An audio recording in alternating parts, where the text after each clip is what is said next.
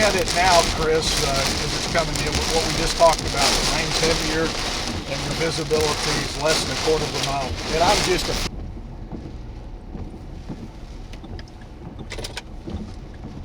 Severe thunderstorm warning for western Pottawatomie County in southwestern Iowa. Chris, right now it looks like the fire department is on the scene. They're trying to get him out from the top is what it looks like here.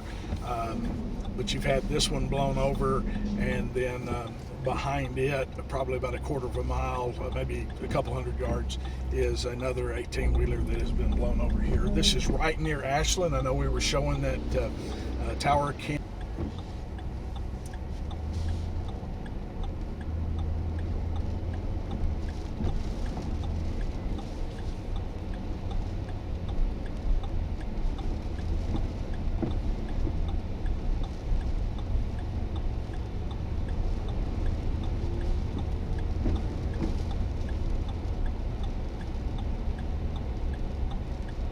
Yeah, buddy.